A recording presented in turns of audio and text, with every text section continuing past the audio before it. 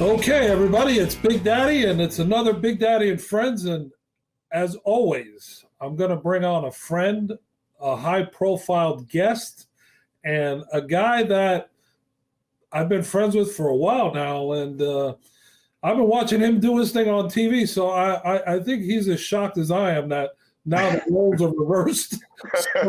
Yeah. So, with that being said, let me welcome my man, Michael Smith. What's up, Michael? Nothing much, man. It's good to see you. Good to talk to you. And definitely, the roles are reversed. You can do anything, and you've done it all. I don't know that I expected you to be doing your own show, but I should have known it was an eventuality. I should have known it was going to be the frontier that you would cross before it was all said and done. So congratulations, buddy. Oh, thank you. You know what? A year ago, a friend of mine said, "Man, you should do a podcast. You know, you're doing all this stuff on Fox and, this and that." And at first I was kind of like, man, it's not like I don't have enough on my plate to begin with. And then I'm like, you know what? Let's do it. And I got all this opportunity, and off we went. So it's been, I always say, I'm asking all of you, and let me use proper English, all of my friends to join me and help me. So that's what it's been. And we've been telling stories, and, we always tell stories on how we met. So I'm going to tell a story, see if you remember how we met. So, okay. Yeah, because honestly, I'm going to tell you straight up, maybe you will jog my memory, but I think you know this, man, when you know somebody and you've known them for a long time and you hit it off instantly. So think about it. It's like, oh, I feel like I've known this person forever. Mm-hmm. Or a long lost brother, a long lost relative. So therefore, as time goes on, it becomes fuzzy how you first met, because you feel like, oh, well, I've always known Big Daddy. Like, yeah, when did I first?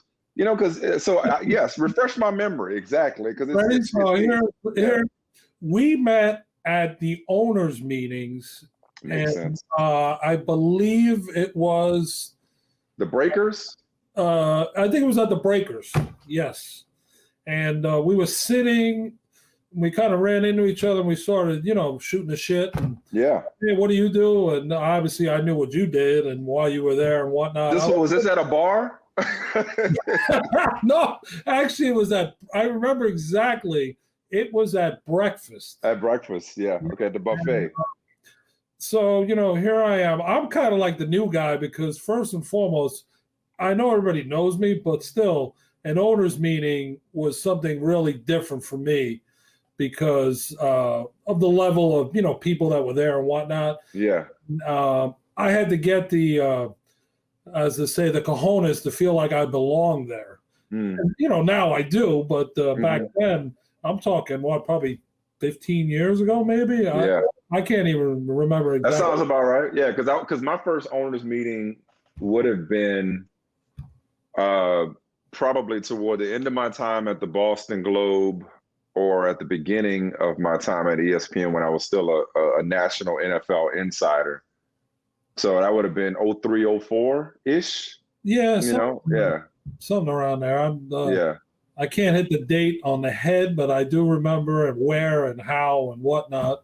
Yeah. And then we just hit it off, and we've been friends since. And then we started talking about custom clothing. So I'll never forget. I introduced you to my man Joe. Yes. And you started getting clothes, and I remember you sent me a text, "Big Daddy, I can't introduce you to my wife because she's gonna beat you over the head." Because I got hooked. Yeah. I remember I had told you, I said, when you get one of these, it's like you're gonna want 2 or 4, and I'm like, you gotta take it slow, and And Joseph Went was fantastic for me. And no, it's like, it is one of those where it's a privilege, but it's when you get custom clothes, you're like, oh, this is the only way to do suits.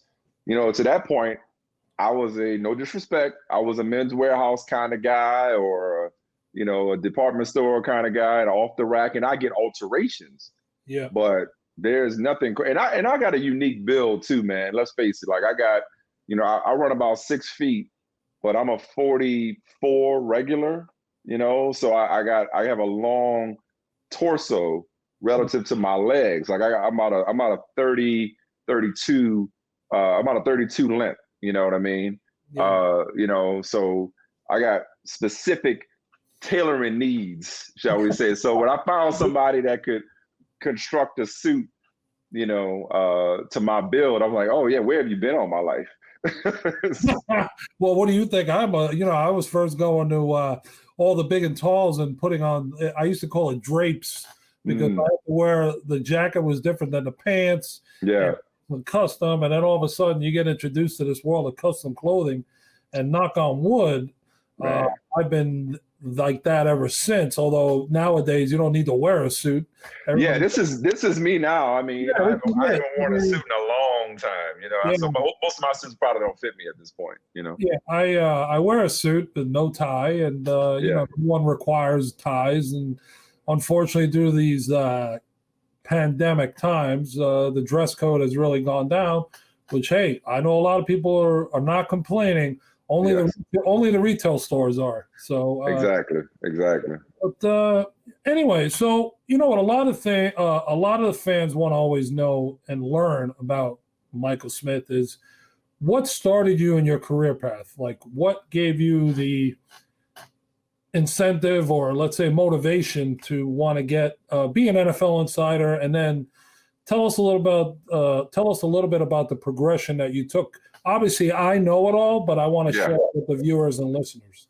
Yeah, I would say, man, like, you know, I got my start thanks to other people recognizing something in me that I didn't even recognize. Like, the only thing I would say that I've always had naturally and always been aware of is like, I'm a hustler. Like, I'm gonna bust my ass. I'm gonna put, you know, my dad put that in me, you know, whether it was academics, whether it was athletics, like either play it or don't, but whatever you do, don't half-ass it, don't half-step. He was a perfectionist, and he instilled that in me. And so I've always been a high achiever, if you will. You know, I enjoyed writing, but I never thought of writing and journalism as a career, but for high school teachers being like, yo, you know, you're a really good writer. You should think about going into a career related to writing. I was like, yeah, all right, cool. So I did a high school internship at the paper in New Orleans. Boring as shit, Big Daddy. Like, I remember being in this dark room for 2 weeks and having speakers come in and barely being able to stay awake. It was just, I'm like, I'm not doing this. But I guess somehow, some way, maybe I smiled at the right person, or I had a firm handshake or something. I made an impression on the people at the New Orleans Times-Picayune, and specifically a lady by the name of Lynn Cunningham called me up a few years later while I was in college trying to figure out what my major was going to be, what I was going to do with my summers, whether I was going to get a job, go to summer school, whatever. Offered me the first sports internship in the newspaper's history. They had never had a sports intern at the New Orleans Times-Picayune. So I was like, shit, she gonna pay me to write about sports? Sign me up. So I did that. And then just the kind of the way I'm wired, that's like, once I got that feeling, I was like, okay, what's next? Well, now I want to challenge myself. I want to go to a bigger market, a bigger paper. And I remember applying to 30 papers around the country. And the only one to give me an opportunity for an internship the following year was the Boston Globe. And so I went to the Boston Globe the summer after my sophomore year of college. I kicked ass there. They brought me back again after my junior year, kicked ass again. They said, hey, when you graduate, you got a job waiting for you. Oh, wow. And my mentality, whether it was there or whether it was at ESPN, which I went to ESPN full time 3 years later, it was always just to outwork and out hustle the next man or woman, and just to show up. And I think the owners meeting story was a prime example of that, man, because, you know, at that point, I'm 24, 25 years old. The Boston Globe or ESPN wasn't tripping over themselves to send me to the owners meetings. That was me pushing to go to that. Yeah. And saying, hey, I need to be there. I need to see and be seen. I need to meet people.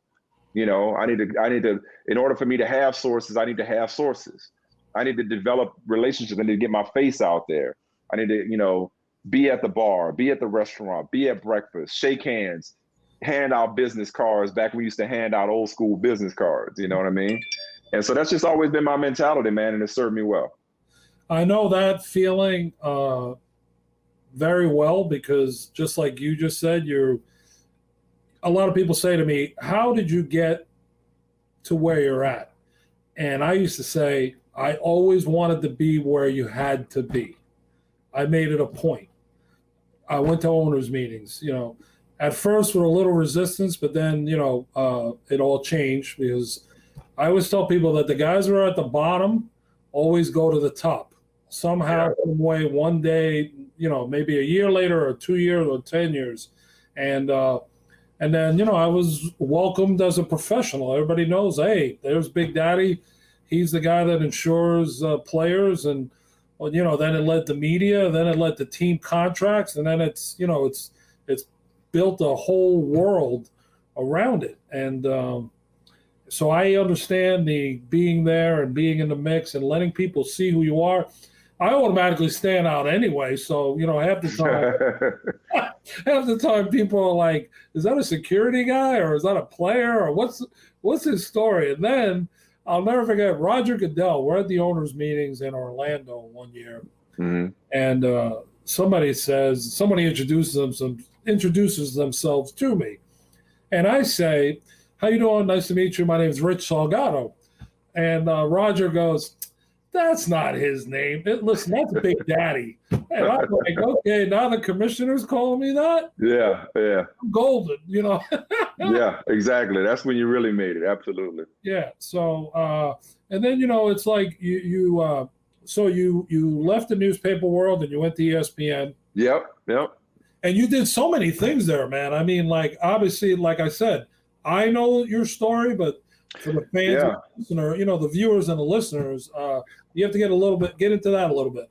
So it's weird, man. Like, and I can say this looking back, because when you're in that machine, it's hard to really be aware of it to this extent. But while I was on the rise, I was steadily losing myself. And by losing myself, I don't mean losing a sense of who I am, but I mean like losing a sense of what it is that I actually wanted to do, because I felt like the goal was to get my own show. Mm-hmm. And honestly, looking back, that should not have been the goal for me. But when you're 24 years old and you're on national television and you're on Around the Horn, that's when I got my national start, was on Around the Horn while I was still at the Boston Globe. And then you're 25 years old and ESPN is like, hey, come work for us full time. And they set up a studio for you where at the time I was doing there was a time, it seems so foreign, where ESPN did not have live programming all day. You old enough to remember this. I'm old enough to remember this. No, where it was like a Sports Center reruns. Yep. You remember that? Yep. Mm-hmm. Sports Center reruns all morning. And then there would be a point in the afternoon where they would start the live programming. And I was on every one of those shows in the afternoon. And it was, in terms of national NFL insiders, it was me, it was John Clayton, it was Chris Mortensen, it was Lynn Pasquarelli. And that was it. Mm-hmm. That was it. And so all of this was coming early for me, man. And I was like 25, 26, covering the draft, like, and not covering the draft, like draft insider, I was the first person. It seems like it's no big deal now, but back then, the NFL insiders did not share the set with the analysts. Oh. In other words, it would be Trey Wingo alongside Sean Salisbury and Merrill Hodge. And over there in the corner was Michael Smith. And okay, let's go to Michael for the latest on this story. I was the first person to be on the set with the insiders, carrying on the conversation, because at that point I was a hybrid between the Around the Horn guy and an NFL guy. So that's when I started becoming a personality. Yeah. That didn't happen before I did that. Now it's no big thing to have Adam Schefter or any other insider right next to the analyst, right? The former players. So anyway, but at that point, man, I'm thinking, okay, when am I gonna get my own show? When am I gonna? I was moving too fast, man. I was moving too fast. Everything for me was like, I need to have my own talk show. I'm ready for that. Bro, I'm 26, 27, 20 years old. I wasn't ready for that, but eventually I got it because I felt like that was the thing. That was the thing that would validate me, was to have my own show. And eventually I got it in 2011, I want to say. So that would make me, what, 32? If my math is right. My memory serves, 32, 33, something like that. Got my own show in 2011, 12. Started at Numbers Never Lie. That evolved into His and Hers by 2014. By 2016, they tapped us on the shoulder. Was like, y'all should come host Sports Center. Talk about coffee shop conversations. That we had a cup of coffee on Sports Center. And by 2018, I was in professional limbo, and I spent from March of 2018 to September of 2019. I was in professional limbo at ESPN, had enough of that, and I left ESPN in 2019. And ever since then, I've been finding my way to where now, I am in the process of continuing to build my own content company. It's called Inflection Point Entertainment. Mm-hmm. And in my spare time, I'm back doing a daily talk show hustle on NBC and Peacock. Shows called Brother from Another. But long story short, man, like, I think for me, the moral of my story, if I may, is basically like, you think when it looks on the outside, like you are living a dream. What I realized is I was on the inside living somebody else's dream, in terms of I was doing the things and chasing the things that I thought represented success. Mm-hmm. Having your own show, being on ESPN, making a bunch of money, having people know who you are. That wasn't that's not what it's about, and it's not what it should have been about. But when you're getting all that at a young age, you don't really know any better. Other people are defining what success looks like for you. Or at least I didn't know any better. I don't want to project on anybody else. Looking back now at 41, I could be like, man, I was worried about the wrong shit, So. Well, it's kind of funny, everyone asked me how I fell into the Fox and Friends thing. I met one person, I booked a guest for them, and then all of a sudden I found myself with the mic in my hand. And I'm like, whoa, what? Like, and it was kind of funny. I tell this story. The first time I went out, it was Super Bowl in Dallas. It was Green Bay, Pittsburgh. So I'm out running around interviewing people. And of course, everyone's like, Big Daddy, what are you doing with a mic? What's this camera crew with? So you're answering that. Then a fight breaks out in this club. And one of the guys who's in the middle of the fight wants to start with one of the guys that's with me. So I'm like, where are the bouncers? What's going on? And I'm still holding the mic in my hand.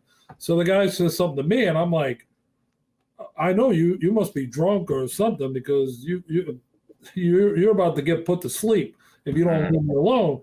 And the first thing the producer goes, Big Daddy, you can't beat the guy up while you're holding a Fox mic.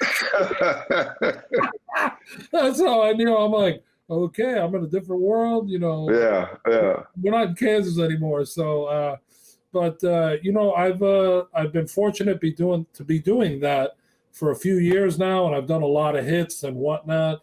And some of the relationships I've developed with some of the talent over there is what allowed me to make this transition or addition to my portfolio of doing a show like this. And like I said, asking friends like you to come on and join me, and let's shoot the shit, and and not talk about all the things that ESPN wants to do, and NFL Network and NBC and all that. Right.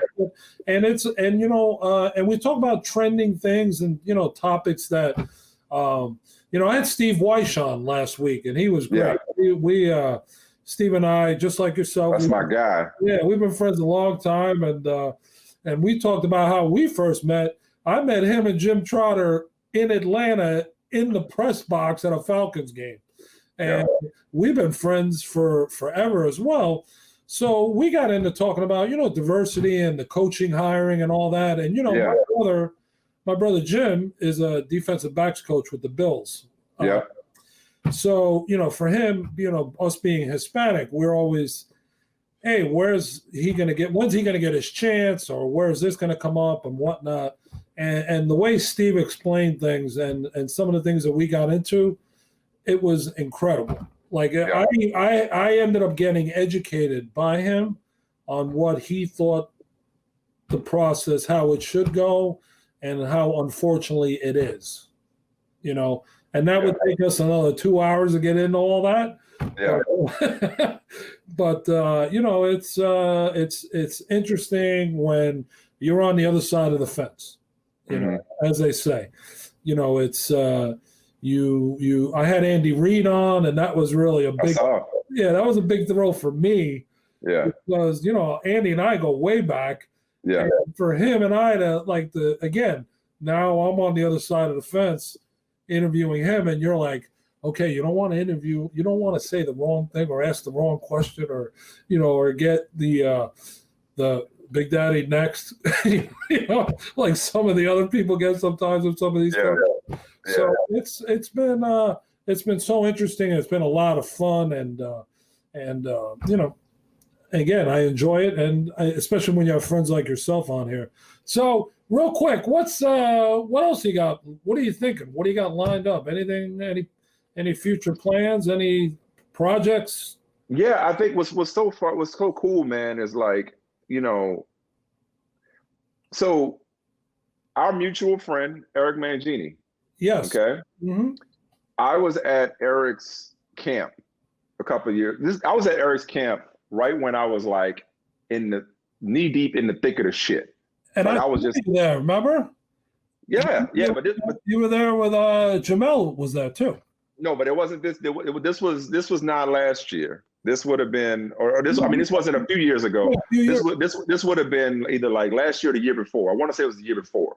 Okay, I think I didn't see you. Was I there? Yeah. Was I there? Not that. I don't think you were this time, okay. Or maybe if you were, we missed each other. Yeah. This would have been, I was still at ESPN, so I was still in the thick of the shit. I was just in like professional purgatory. So this would have been maybe June of 18, something like that. So Eric had me speak to the kids, and it's at Bulkley High School in Hartford, Connecticut. It's one of the, as you know, Big Daddy, it's one of the biggest. That is one of the biggest camps. It's incredible. I mean, like he gets 1,000 kids. I'm like, oh my. It's in Hartford. It's like, you want to talk about, it's incredible, the turnout, but also it is a who's who of NFL coaches, personnel, people in the community. It's incredible, like the amount of people that you see and meet or see or get reacquainted with there. So anyway, he has me talk to the kids, and his introduction for me actually spoke to me and inspired me in a way that I don't know that I've expressed this to Eric. I hope I have. But he said that since he's known me, and I've known Eric since like 2003, 2004, he was like, ever since I've known Michael Smith, he's always found a way to reinvent himself. Whether it was as an NFL reporter, and then as an analyst and a commentator, and then as a host and an anchor, and then anchoring his own show, and then anchoring SportsCenter. It's like Michael's always reinvented himself. And I was like, yeah, you're right, I have done that. He's like, yeah. And so something that was subconscious and almost like just a means of survival, in that moment, I embraced it. I'm like, yeah, you're right. This is just another opportunity for me to reinvent myself. And so I say that to say, man, like, it's funny, at 41, and after 20 years in this, I feel like I'm really just finding myself right now. I feel like I am figuring it out still. Like, I don't have all the answers. And I don't know, I don't have a blueprint. I don't have a map. I don't have a 5-year plan. What I'm doing right now more than anything is I am learning to enjoy the process. People say trust the process, but trust in the process does not always come with embracing or enjoying the process, at least for me. Yeah, I trust the process, but when's the process gonna be over? Well, when I'm gonna get results? When am I gonna start getting some W's, some wins? Man, I had a shitty day today, Big Daddy, when it came to like some of the conversations, some of the emails, some of the disappointments or the setbacks I had. But I made it a point to be like, yeah, you know what though? It's all part of it. On to the next. Like, what am I going to learn from it? What's my next move? What's my pivot? What's my counter? And so to answer your question about what's next, man, it's like I'm trying to tell stories. I'm trying to tell them my way. I'm interested in working with the kind of people that I want to work with. I'm interested in amplifying and uplifting marginalized voices or people who just need a boost to bring awareness to what they're doing. And man, I'm just trying to create content and tell stories. Inflection Point Entertainment is about telling the stories of change within individuals, institutions, and industries. And it's about telling stories the way they need to be told by the people who need to tell them in whatever form that takes. Yeah. Podcasts, movies, documentaries, all of that. So I got some projects in the works, man. I got a bunch of ideas on the wall, a bunch of projects in development and in production. And Brother from Another is cool. That's how I get, I got a platform. I'm having conversations with a good friend of mine and Michael Holly.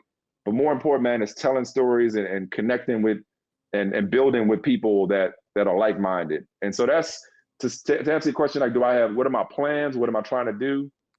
Man, I'm trying to grow. I'm trying to evolve. I'm trying to reinvent, which has served me well over the years.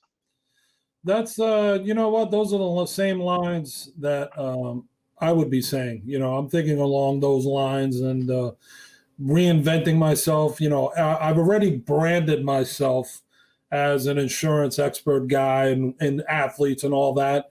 And I have a couple other businesses that I've gotten involved with that we'll have to talk offline. Yeah. And it takes you to so many different places. It introduces you to so many people. I'm dealing, I ended up interviewing the founder of Priceline.com, Jeff Hoffman.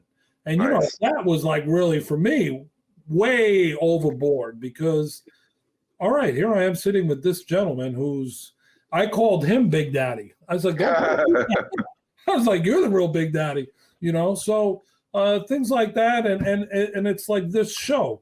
I want to tell stories, or the line is, I want to tell the story about the stories. Oh, I like it. That's what people want to hear.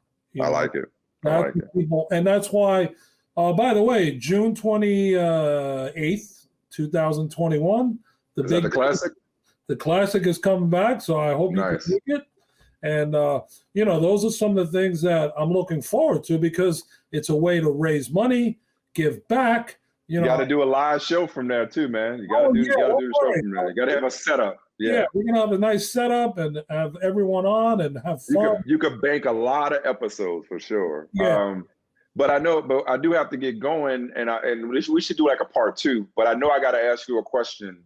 Yeah, we on can the way out. Go ahead. So let me ask you a question. I would say, man, like, we talk a lot about brands in this business, but reputation means something else. Reputation is the root of relationships, and nobody has better relationships than you. And therefore, nobody has a more sterling reputation than you do. So I would ask you, what is it that you would hope that people say about you when your name is coming up in rooms that you're not in or in conversations that you're not privy to? What is it that you would hope that people say about you? That I'm a guy who's, if I said I was going to do something, I did it. And that I was an honest guy and that I was just nice and simple. Everybody, the biggest thing I always get is, wow, as big as that guy is, he's got the heart of a teddy bear. And that's been like that forever, which is fine. I appreciate when people say nice things. And again, thank you for your great words and compliment. But that's really it. I just want to be able to go to bed at night and at least know that people know that I'm not a thief, an asshole, a crook, or pain in the ass, that I'm just a good person trying to do a job and also help people and never forget the people that helped me because a lot of them. I didn't do this all by myself. There's a lot of people that deserve credit and deserve thanks, and I never forget those people. And you know what? Having friends like you, I never forget that. That's why I reach out to you. So yeah, man. No, and I appreciate you, man. And I like to think that I try to only surround myself with positive people and people who are good and are trying to, do good in the world. And so, You definitely fit that description, man. So thank you for having me. Thank you for the conversation. It's good to go down memory lane, man. Yeah, man. Let's do it again. We'll do it again, and we'll talk. Since now this is like a catching up. Let's do it again and talk about like maybe there's a specific topic that's on your mind or that's on mine, and we could chop it up on something specific for sure. Absolutely. I like this. Absolutely. You know when you can do it, and we'll definitely knock it out. All right, man. All the best. Congratulations, man. I like this. You got a vibe going. You got this is a vibe. This is good. Thank you. Glad to make it. All right, man. And be good. I'm about to go get baby Jordan to practice. And to everyone out there, Big Daddy and Friends will be back real soon. And again, make sure you watch my man Michael Smith on Brother from Another and everything else he's got going on. Until next time, see you soon.